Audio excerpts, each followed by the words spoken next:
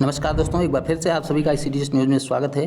दोस्तों, आज की इस वीडियो में आपको दो सरकारी आदेश देखने को मिलेंगे और ये दोनों ही सरकारी आदेश, सरकारी लेटर बहुत ही ज़्यादा इंपॉर्टेंट है सभी आंगनबाड़ी बहनों के लिए।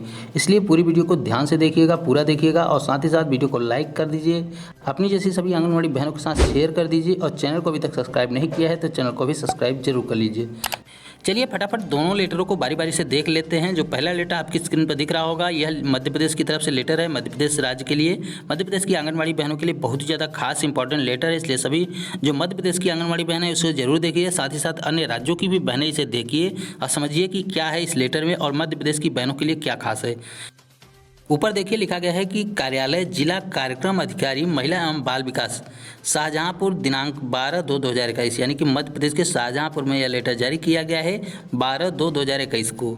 इसकी प्रति देखिए कहाँ कहाँ के लिए लिखा गया है कि परियोजना अधिकारी, समस्त परियोजना अधिकारी और एकीकृत बाल विकास सेवा परियोजना जिला शाहजहांपुर। इसका विषय देखिए कि वित्तीय वर्ष 2020-21 यानी कि जो चल रहा है वित्तीय वर्ष 2020-21 में आंगनबाड़ी कार्यकर्ताओं, आंगनबाड़ी सेविकाओं, आंगनबाड़ी सहायिकाओं एवं उप आंगनबाड़ी कार्यकर्ताओं, जिसको हम बोलते हैं मिनी आंगनबाड़ी कार्यकर्ताएं, जिनको बोला गया है कि उप आंगनबाड़ी कार्यकर्ताओं, इनके लिए साड़ी यूनिफॉर्म हेतु निर्देश है, यानी कि साड़ी वितरण करने के लिए निर्देश हैं। आइए विस्तार से लेटर को आपको बताते हैं कि क्या लिखा गया है।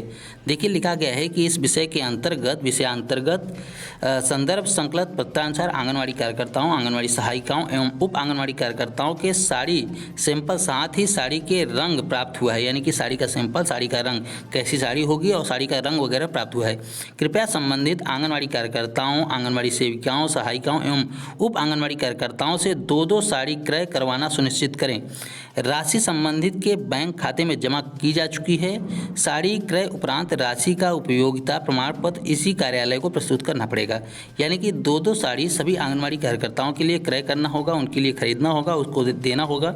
अब यहाँ कुछ बातें स्पष्ट नहीं हो रही कि क्या इन साड़ियों का पैसा आंगनबाड़ी बहनों को देना पड़ेगा या फिर सरकार की तरफ से जमा कराया जाएगा, क्योंकि यहाँ पे बातें कही गई है कि जो राशि है संबंधित के बैंक खाते में जमा की जा चुकी है, यानी कि जो आंगनबाड़ी कार्यकर्ती हैं उनके खाते में साड़ी के लिए पैसे आ चुके हैं। तो क्या आंगनबाड़ी बहनों, आप बताइए हमें कि क्या आपके खाते में साड़ी के लिए पैसे वगैरह आए हैं। अगर आए हैं तो कमेंट में यस जरूर लिखिए कि हाँ आ गए हैं, क्योंकि यहाँ ऐसी बातें कही जा रही है कि दो साड़ी क्रय कराना सुनिश्चित करें, यानी कि दो साड़ी खरीदनी है सभी आंगनबाड़ी कार्यकर्ताओं को, चाहे सहायिकाएँ होंगी चाहे मिनी आंगनबाड़ी कार्यकर्ताएँ होंगी। राशि संबंधित के बैंक खाते में जमा की जा चुकी है, यानी कि संबंधित जैसे आंगनबाड़ी कार्यकर्ता हैं तो उनके बैंक खाते में जमा की जा चुकी है। अभी हम आपको साड़ी भी दिखाने वाले हैं। साड़ी का सैंपल भी हमारी बहनों ने हमारे पास भेजा है, तो आपको उसको साड़ी का सैंपल दिखाएंगे कि किस प्रकार की साड़ी वहाँ खरीदने की बात हो रही, कौन सी किस प्रकार की साड़ी आई, कलर वगैरह क्या है। तो उसका बहुत ही ज़्यादा डिटेल से नहीं है, लेकिन आपको हम जरूर दिखाएंगे कि इस प्रकार की साड़ी का सैंपल आया हुआ है। ये देखिए आपकी स्क्रीन पर दो साड़ी के सैंपल के दिख रहे होंगे रंग। ये लाल साड़ी है, दूसरी आप देखिए कि ग्रीन कलर की है, यानी कि ये दो साड़ी के सैंपल दिखाए गए हैं कि इसी प्रकार की साड़ियाँ वगैरह हैं।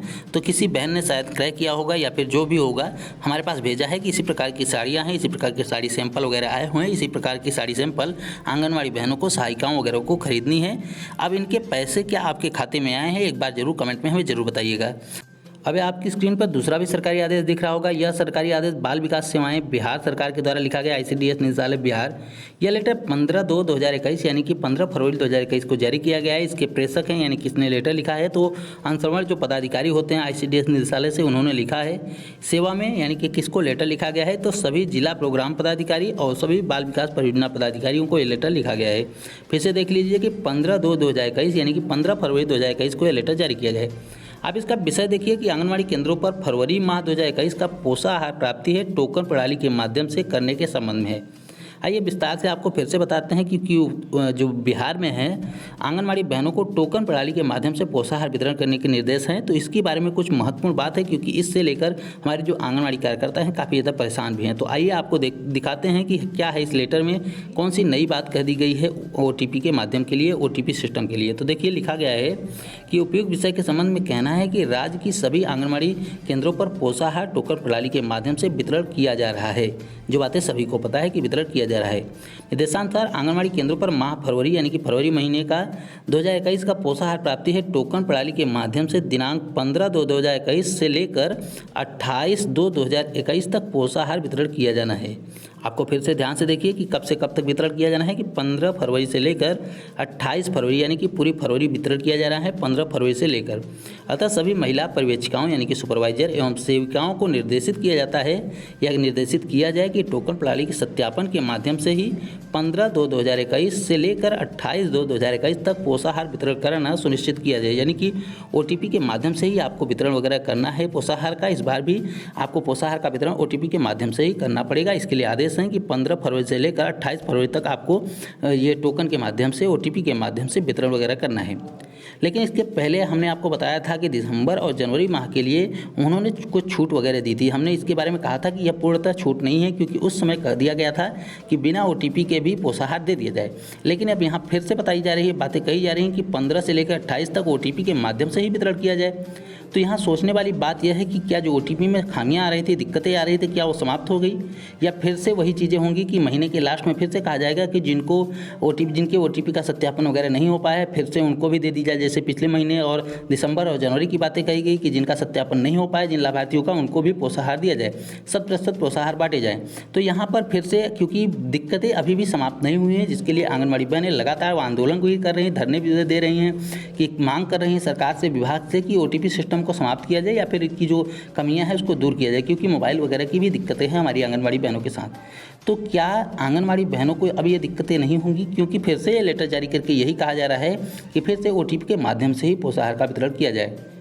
तो बिहार की जो हमारी आंगनबाड़ी बहनें इस वीडियो को देख रही हैं वो हमें बताएं कि क्या आपको जो OTP सिस्टम के द्वारा पोषाहार वितरण किया जा रहा है उसमें कौन कौन सी दिक्कतें आ रही हैं, किन किन दिक्कतों के कारण आप सत्यापन वगैरह नहीं कर पा रही हैं, हमें कमेंट करके जरूर बताइए। और यह भी बताइए कि क्या आपके OTP सिस्टम में कोई सुधार हुआ है पिछले महीने के बाद, क्योंकि पिछले महीने में लेटर जारी करके यह बताया गया था कि पोषाहार जो दिया जाए सभी को दे दिया जाए बिना OTP के सत्यापन के। तो फिर से लेटर जारी किया जा रहा है, बताया जा रहा है कि फिर से OTP के माध्यम से ही वितरण किया जाए। तो कुछ तो सोच समझ के किया जा रहा होगा, क्या कुछ सुधार किए हैं, जो कमियां वगैरह थी उसको सुधारा गया है, या फिर से वही पुरानी तरह से लेटर बस जारी कर दिया गया है, कोई सुधार नहीं हुआ है। आप हमें कमेंट करके जरूर बताइएगा। इसके अलावा उत्तर प्रदेश से यह भी खबर देखिए, जैसा कि हमने आपको बताया कि हर राज्यों में, देश के हर राज्यों में आंगनबाड़ी बहनों ने एक आंदोलन किया। कल 15 फरवरी के दिन एक आंदोलन किया और आंदोलन के माध्यम से अपने जो जिलाधिकारी हैं या जिला कार्यक्रम अधिकारी जिनके भी माध्यम से हो सका प्रधानमंत्री और मुख्यमंत्री के नाम पर ज्ञापन वगैरह सौंपा। तो इसी प्रकार से उत्तर प्रदेश में भी आप यह देखिए कि मुजफ्फरपुर से यह तस्वीर आ रही है, खबर आ रही है कि जनपद मुजफ्फरपुर के जिलाधिकारी कार्यालय पर पहुंची आंगनबाड़ी कर्मचारी संघ की महिलाओं के द्वारा एक ज्ञापन प्रधानमंत्री के नाम पर ADM को सौंपा गया, जिसमें उन्होंने मांग की है कि आंगनबाड़ी में कार्यरत जो कर्मचारी हैं सरकार के विभिन्न योजनाओं को सरकारी कर्मचारी की तरह ही कार्य करती हैं। सरकार की बहुत सारी महत्वाकांक्षी योजनाएं हैं, जैसे कि टीकाकरण, पल्स पोलियो, वोटर लिस्ट का सर्वे करना, जन्म मृत्यु प्रमाण पत्र का पंजीकरण वगैरह कराना, जनगणना कराना, मतदान सूची में छूटे लोगों का या फिर नहीं मतदान सूची में छूटे, नई मतदान सूची में छोटे मतदाताओं की नई सूची बनाना, ये सभी कार्य करती हैं। लेकिन उन्हें वेतन ना के बराबर दिया जाता है, इसलिए वह मांग करती हैं कि महिलाओं को परमानेंट किया जाए और उनका वेतन बढ़ाया जाए, जिससे कि वह अपने परिवार का पालन पोषण कर सके। इसके अलावा हमने और भी खबरें दिखाई हैं। कल ही आपको दिखाया था कि और भी जितने भी राज्य हैं, जैसे राजस्थान हो गया, छत्तीसगढ़ हो गया, मध्य प्रदेश, बिहार, इन सभी राज्यों में भी हमारी जो आंगनबाड़ी कार्यकर्ताएं थे, संगठन के जो अध्यक्ष वगैरह थे, उन्होंने ज्ञापन लिखा है, अपने मांग पत्रों का एक ज्ञापन बनाया है, एक मांग पत्र बनाई है, उसको मुख्यमंत्री के लिए और प्रधानमंत्री के लिए लिखा है और भेजा है। हम आपको हर राज्यों की, देश के हर राज्यों से महत्वपूर्ण जो लेटर आते हैं, महत्वपूर्ण खबरें आते हैं, इसी प्रकार से देते रहते हैं। अगर हमारा प्रयास, हमारी मेहनत आपको पसंद आती हो, अच्छा लगता हो, तो वीडियो को एक लाइक कर दीजिए और अपनी जैसी सभी आंगनबाड़ी बहनों के साथ शेयर कर दीजिए। चैनल को अभी तक सब्सक्राइब नहीं किया है तो इसी प्रकार की महत्वपूर्ण खबरों को पाने के लिए हमारे चैनल को सब्सक्राइब जरूर कर लीजिए।